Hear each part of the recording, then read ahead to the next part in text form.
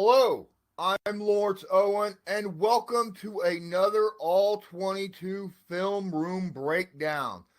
Today, I got a little something different. I'm not going with an Indianapolis Colts thing. I know I'm an Indianapolis Colts guy, but something fantastic happened over the weekend that I wanted to cover for more than just Colts fans. Hey, what about NFL fans, Miami fans? Guess what? Tua Tagovailoa actually had his debut in the NFL against the Rams and that Aaron Donald led defense. Now, if you look at the stats, and if you just look at first look at what he did in this game, it looks bad. But I went into the all 22 film room, looked at these plays over and over and over, and realized, whoa, now we're putting a little too much on Tua here. We need to start thinking about what actually he did well, as opposed to just because the stats said this, or he had this many incompletions, or, a bad throw here and there, that he was bad. He wasn't. At least, I don't think so. Let's see what the tape tells us, shall we? I think we should. The very first play of Tua's young career starts off as a welcome to the NFL and learning experience all at the same time. Oh my goodness. Let's watch this play, see what happens here. And watch Aaron Donald. No. Oh, good Lord, man. He got mashed. He got absolutely destroyed on this play. First off, watch Aaron Donald on this play. This is just unreal. Aaron Donald gets so much penetration on this play, it's ridiculous. And Tua's not used to this kind of situation. In the NFL, look how, oh my God, he just powers right in. Tua steps up, tries to step up into the pocket, but walks right into the waiting arms of somebody else. But that's not the learning experience that he has in this game right here. The learning experience is you don't throw the football when there are people right on you. Because everybody, every defender in the NFL is taught to go for the football, swing for the football. In college, this is not something that's taught on a consistent, regular basis. But as you see right here, Tua is reaching out to throw the football. Aaron Donald reaches out, slaps that football right out of his hand. Now, in this situation, it would have been better for him, instead of throwing it like that, to try to either flip it underarm or just take the sack, because ball security is so important in the NFL. Ask Daniel Jones. Also, when you're tight like this, when you got defenders all around you, you cannot leave that ball open way out here like this. This is just too much.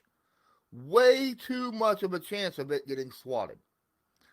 So he needs to find more space when he throws the football and be aware that guys are going after that. All right, on Tua's very next passing play, that clip I just showed you plays an integral part in this. In this is a quick release play. This is something that he goes straight to his hot route and gets rid of the football rather than go through his progressions. But it's also play action. Let's watch the play happen.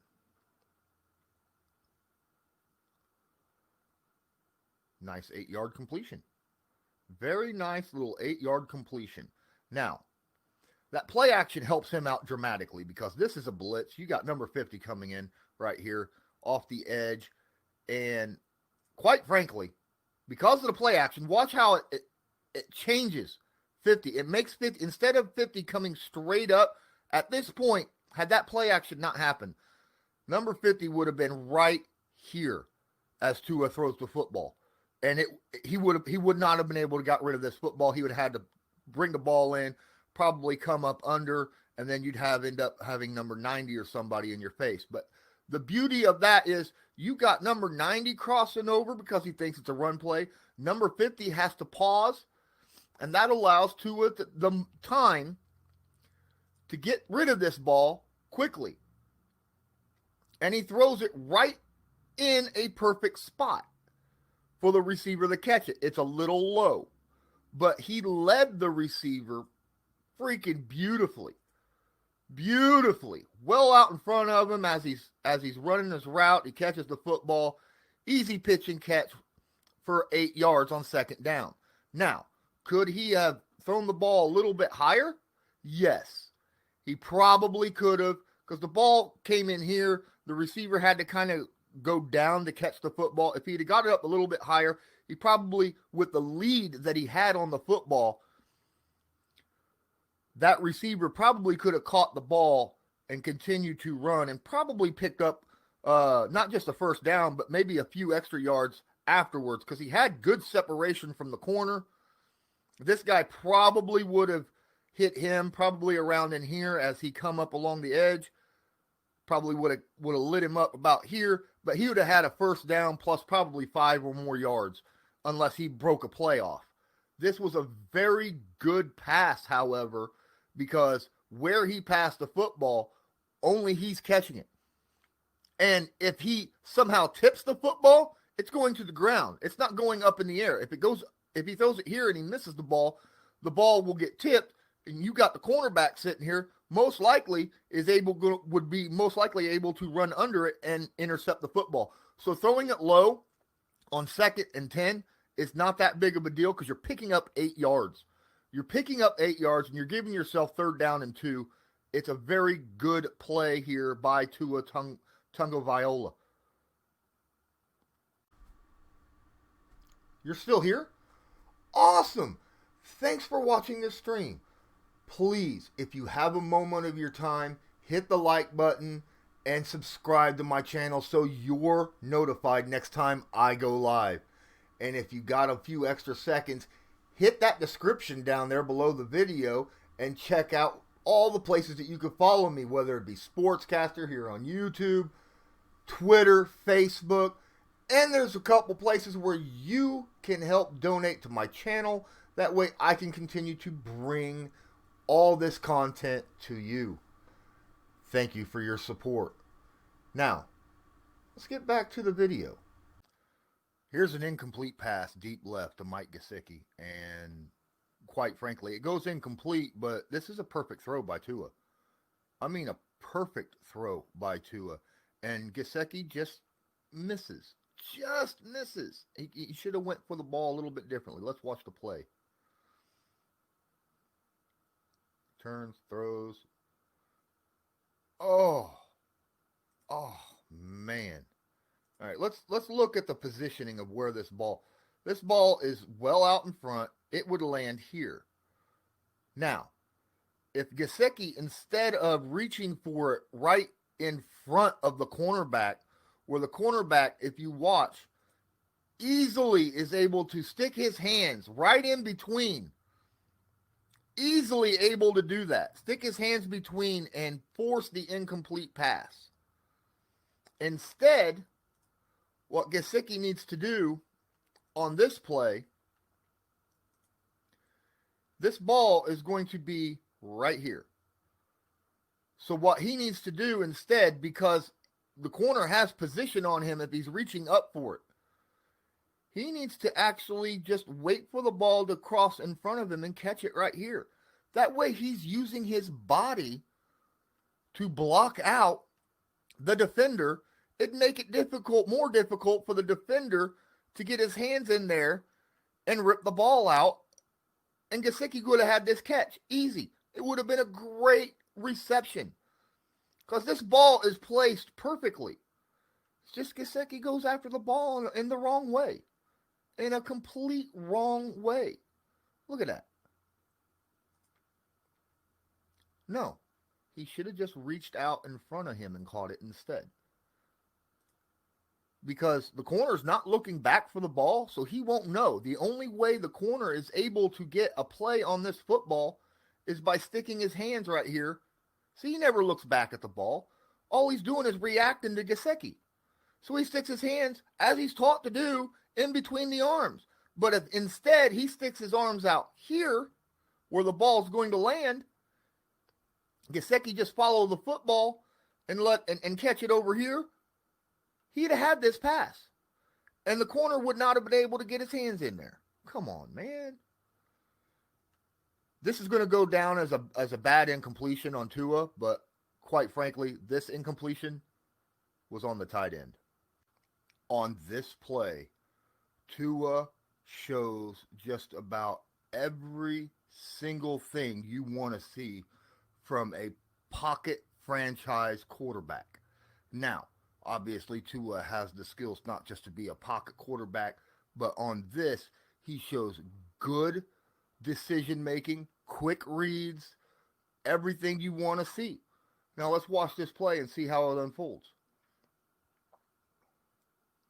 Takes snap, looks to the left, looks to the right, throws the football, good completion, first down, great play.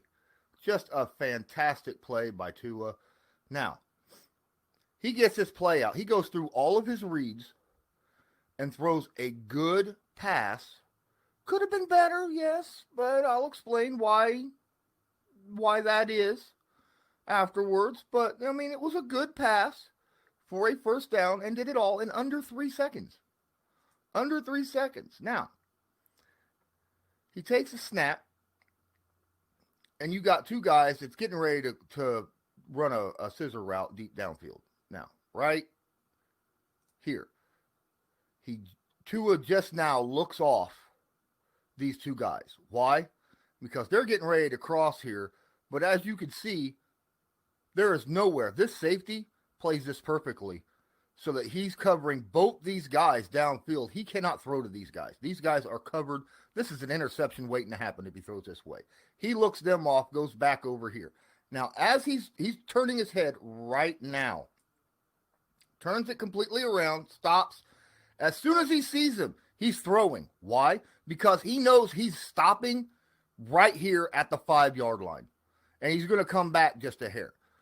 And the corner has got 2 yards. The corner's 2 yards past him. So as long as he doesn't throw right at where he's at, it's a perfect throw. Now, should he throw it a little bit more towards the sideline? Probably. But he's got a cannon for an arm. So he just throws it really, really hard and up high so that only the receiver could get this football. Beautifully done. There's no chance for the corner to get the ball. Now, the corner does get a good lick on the receiver. If he'd have thrown it out here, there's a good chance. Let's go ahead and flip this on down and watch. And he looks over there, no one to throw to, turns his head. Oh, look, there he is. Now he's throwing the football. Now, he throws that football, and as you see, he could have thrown this football over here, and the receiver could have probably ran over here to catch it and maybe curl off along the sideline, avoiding the cornerback and possibly getting a touchdown. But remember, as I said earlier, this is his first game in the NFL. He doesn't have that perfect timing playing against defenses that he don't know with his receivers that he don't know that well. Yes, this is week 8, but he hasn't had in-game plays, full contact plays. So he's got to throw this ball where he knows the receiver can catch it and go. So he does that. He throws it. The receiver gets up, catches the football. Great catch. Great play by Tua. And, man, that looks good for a long term as someone who you want to be sitting in the pocket, dissecting a defense, making decisions, going through his route progressions, and delivering the football to the right person. This is a very, very, very optimistic play for the future of the Dolphins and Tua Tagovailoa. My apologies. Tua had a bad game? Let's watch a couple plays here where, as I've already said, Tua was accurate as heck in this game. Very accurate, very good decision making. He just wasn't helped by his receivers. I mean, you already saw where Gesicki did not make the correct move to catch the football on a deep route. Let's watch these two passes by Preston Williams. Let's watch this. I'm going to even go do this in slow-mo. Why? Because I want you to see, watch how this play turns out. This is unreal. How do you drop balls when you are wide open? Right here. Watch. He throws this football wide open. Wide open. Hits him right in the hands. Drops it. Are you kidding me? Oh, I would be so mad if I was Tua right here. So mad. Throws this football, perfectly thrown, wide open. He's wanting to take off with the football. Why did he even jump? Why did Preston even jump? Look at this. He goes up off the ground, leaves his feet to catch this football. He could have just look, his feet, if his legs were straight, they would be on the ground. He leaves his feet to catch this football. Why? There is absolutely zero reason for that. Preston, come on, man. You know better than that. Let's go look at your next play. Huh? 2 plays later, 3rd down and 5. Preston just dropped that one pass on 1st down. They ran the ball, got 5 yards. All they need is a completion here. 5 yards or more for a 1st down. Tua has already put Preston's drop behind him, and that was the last pass that he made. Put it behind him. He's like, you know what? If you get open, I'm going to throw the football to you. Why? Because that's what quarterbacks do. Let's watch this play. Let's watch it. Oh, my goodness. This is ridiculous. Slow-mo. Here's Preston coming across the middle. Easy. Now, this football is right about at his knees. This is definitely a should-catch football. Without any question. Right at his knees, right here. This should be caught. Could he have thrown it a little bit better? Could he have thrown it right here instead? Yes, obviously he could have. But this is still an incredibly catchable football. This is something that Preston should be catching 19 out of 20 times. 19 out of 20 times he should catch this football. And it's a 1st down, guaranteed. But what happens? Bloop! Right out his hands, right onto the ground. Oh, guess what? Miami has to punt. Tua's bad. He played horribly, right? Oh, come on. You got to take that crap out of here. I mean, my goodness. I've already shown you 3 plays that should have been definites. And yet, he was just let down by his receivers. Oh, guess what? I found a bad pass by Tua. I mean, a bad pass. And it's not, I don't put this on his arm. I put this on his mind. I put this on he shouldn't have thrown this football because his complete body was completely not set up to throw this football. He put himself in a bad position to throw the football by throwing the pump fake. And the pump fake happens because he doesn't see someone coming over. Let's watch the play, see what happens. There comes Aaron Donald.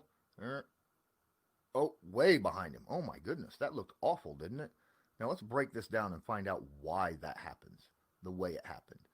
First off, Aaron Donald is going to get pressure here. And this forces Tua to throw this ball way off balance. All right. Tua looks. He sees first off, here's Donald. He looks over. He sees Donald coming in. He's got a receiver right behind this one that's getting ready to cut over. And he wants to throw to him. Donald's in his face. So he's stepping backwards. He doesn't have room to step forward and around. He could have stepped up and around and then threw it this way. It probably would have been a better idea because there is a lane here to throw the football. But remember what I said in the first clip, you don't want to throw the football when you are in close quarters with a bunch of other people. Now he's wanting to throw this football to him and he's got a pump fake because the cornerback is looking right at him. If he throws this football, the corner is going to come off his guy, come up, intercept this football, and go. Tua recognizes this at the last second, brings the football back down, pats it, and goes to throw again. Now, he's still stepping backwards. And Aaron Donald is free of his block and is right in his face. And because he pump faked, patted the football to get it back, the reason he patted the football was to get that football back firmly in that throwing arm, in that grasp of that hand. Because when you pump fake, that football shifts just a little bit. So he patted the football to reset the football in his hand. A lot of people's wondering, why in the world would you do that? Well, that's why you do that. Now, especially after a pump fake. Now, he's still stepping backwards, leaning back, and throws. You cannot do that. You can't do that because the accuracy of your throw right after an immediate pump fake goes down slightly. But when you're stepping back into the side at the same time with pressure in your face, that's even worse. Now, him throwing the football, good idea on this situation because at least there's no one around him. You don't expect an interception here. At least it's an incomplete pass. You don't think it's going to be an interception or a turnover. And since there's a guy in the area, hey, guess what? It's not intentional grounding due to Aaron Donald in his face. Him getting rid of the football and doing that actually is a good thing. Now, could he have stepped up and around the corner earlier, like I said? Yes, I think he could have done that. I think he could have stepped up right now. I think he could have moved up into the pocket and came out to throw this football. But that's something he's going to learn by his quarterback coach. Because remember, like I said, coaching in the NFL is much different than coaching in college. And he's got the legs to do it. Let's teach him how to do that. Let's teach him, hey, don't make your throw off your back foot. Make sure you're able to step into that, baby, and find a way of doing it. All right, last play of Tua on this game against the Rams in his initial debut, and it is another incompletion. And this is not on Tua does this perfectly. This is a combination of the receiver not securing the football and great break on the ball by the defensive player. Let's watch the play as it unfolds.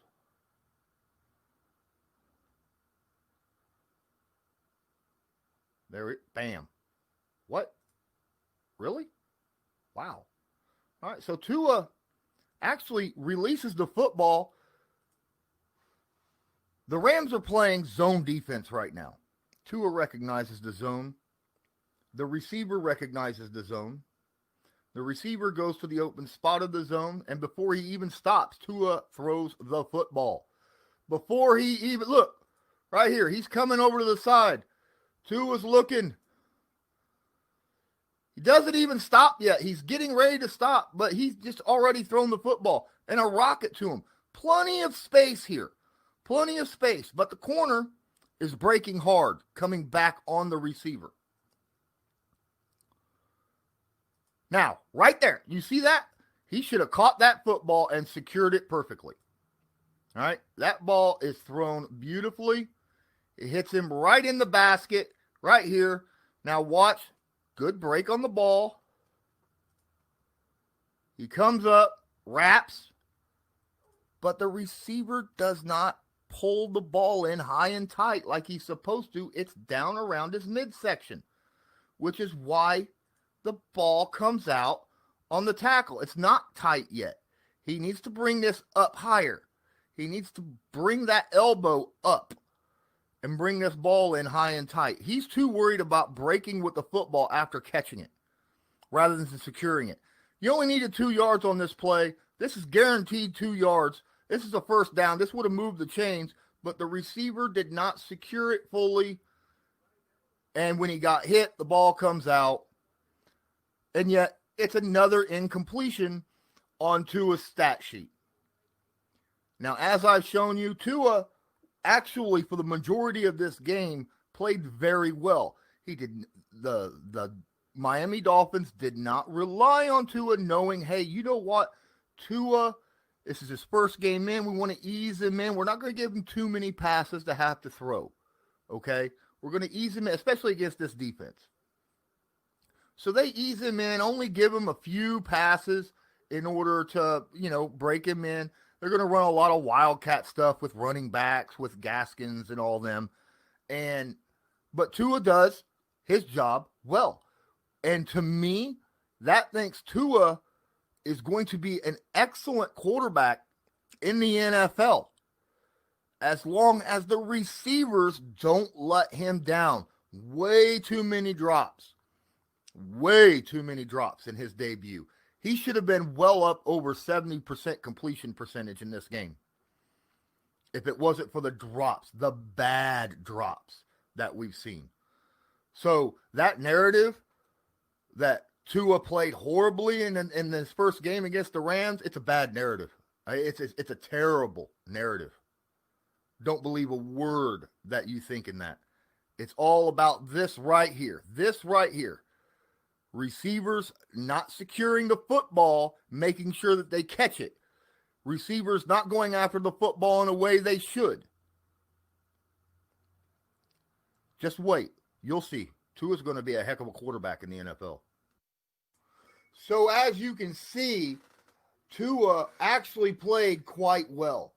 But he was let down by a lot of his players. Yes, he had some serious issues with the fact that he hasn't actually played much in the NFL, and he still has to get that down with his rest of his team on routes and timing and that kind of nature. But my goodness, there was at least 6 passes that should have been caught in this game by his receivers. 6 catches, at least 70 yards left on the field. So instead of having a 12 for 22, 93 yards and a touchdown stat line, he should have had a more like 18 of 22 for about 160 yards and a touchdown. And that would have been a much better look for Tua Tagovailoa. Now, while I'm here, I want to thank Messy Best, Kiki, Coop, 34, Workshop, what's up, DC for Hector, all of you watching live on Sportscaster right now. If you're not if you were not named and yet you're one of the many, many people that's watching right now, then you don't have a profile. Please take the time, make a profile here on Sportscaster. That way you can give me a follow and be notified next time I go live. You can also check me out on Twitter at Colts_Law and Lawrence Owen on YouTube. And until next time, as usual, I'm Lawrence Owen. Film Room Breakdowns. Have a good one.